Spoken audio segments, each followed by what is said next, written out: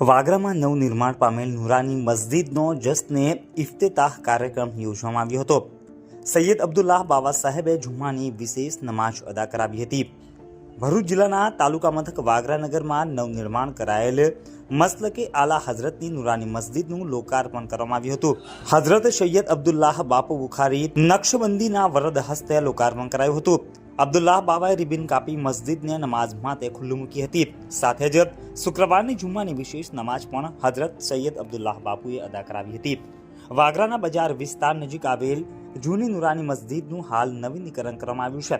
મસ્જિદનું કામકાજ પૂર્ણ થતાં શુક્રવારના રોજ લોકાર્પણ કરવામાં આવ્યું હતું.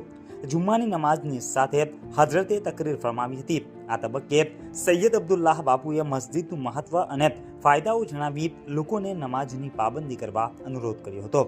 આ પ્રસંગે આલી નબી ઔલાદે અલી સૈયદ જીલાની બાવા બુખારી નક્શબંદી, સૈયદ મુસ્તાક અલી બાવા સંખેડાવાળા, સૈયદ કલંદર બાપુ બુખારી, સૈયદ નૂરુદ્દીન બાવા, સૈયદ સિકંદર બાવા, સૈયદ મુનાફ બાવા સાહબ વિલાયત, કાદરી જાવિદ બાપુ વકીલ વાગરાવાળા તેમજ મૌલાના અઝરુદ્દીન શહીદ મૌલાના સબ્બીર પેટલાદવાળા તેમજ મસ્જિદના મુતવલ્લી ફારૂક રઝવી, આરિફ દસ્સુ ઉર્ફે મુન્નાભાઈ, સિરાજ મુસા હસન, જુબૈર ખત્રી, સલમાન પઠાણ તેમજ સૈયદ સાદાત કિરામ તથા મસ્જિદના ત્રસ્તીઓ સહિત નગરના લોકો ઉપરાંત દૂર દૂરથી અનેક લોકો મોટી સંખ્યામાં હાજર રહ્યા હતા.